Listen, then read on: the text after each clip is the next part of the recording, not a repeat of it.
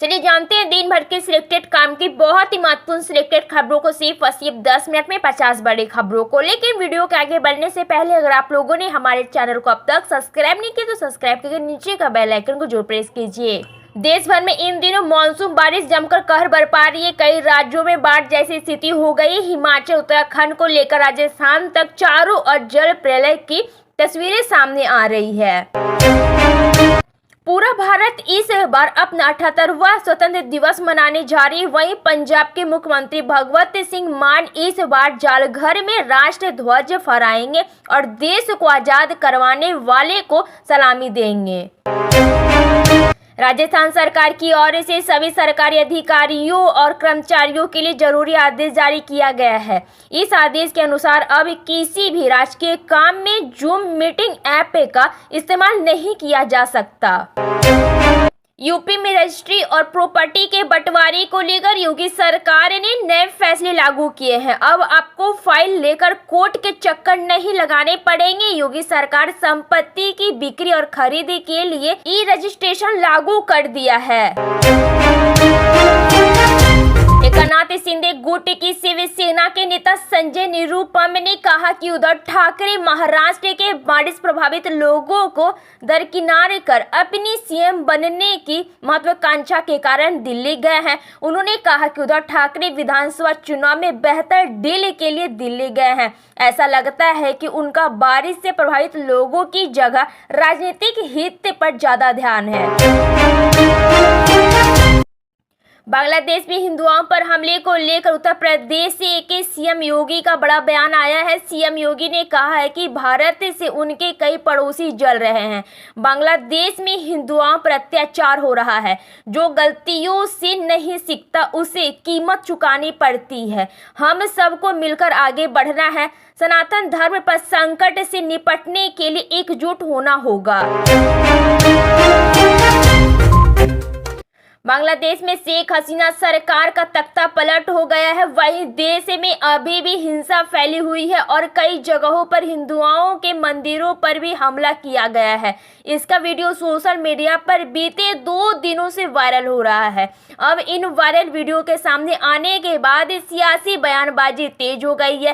CM Yogi Adityanath ने इस मुद्दे को उठाते हुए बड़ा बयान दिया है।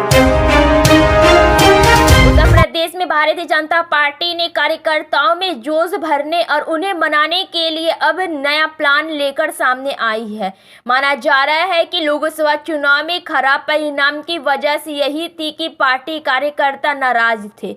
अब यूपी बीजेपी पार्टी कार्यकर्ताओं के समायोजन के जरिए पार्टी में जोश भरेगी। पार्टी हाईकमान से मिले निर्देश के बाद और चुनावी समीक्षा के बाद पार्टी और सरकार ने फैसला लिया। दिल्ली के मुख्यमंत्री अरविंद केजरीवाल ने उपराज्यपाल वीके सक्सेना से अनुरोध किया है कि वे कैबिनेट मंत्री आतिशी को 15 अगस्त को शहर के स्वतंत्र दिवस समारोह में राष्ट्र ध्वज फहराने की अनुमति दे।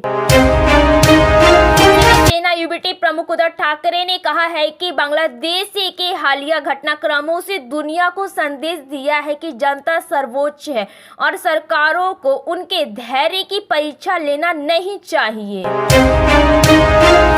लोकसभा में नेता प्रतिपक्ष राहुल गांधी ने वायनाड भूस्खलन में पीड़ित लोगों के लिए केंद्र सरकार से पुनर्वास पैकेज की मांग की है।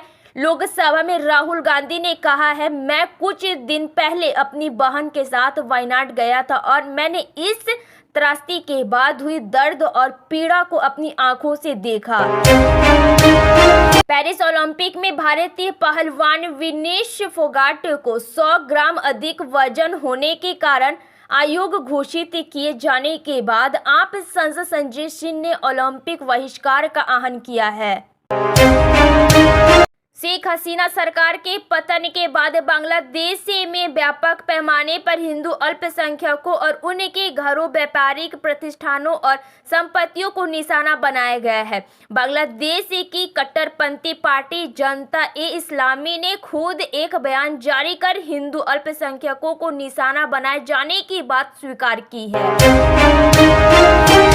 गुरु बाबा रामदेव ने बांग्लादेश में जारी हिंसक प्रदर्शन की निंदा करते हुए भारत भारत सरकार से आग्रह किया है कि वह पड़ोसी देश में हिंदू अल्पसंख्यकों की सुरक्षा के लिए हर संभव प्रयास करे। उन्होंने कहा, डर है कि हिंदू बेटियों की इज्जत पर बात नहीं आ जाए। देश को अल्पसंख्यक के हिंदू भाइयों के साथ पूरी ताकत से खड़ा होना चाहिए।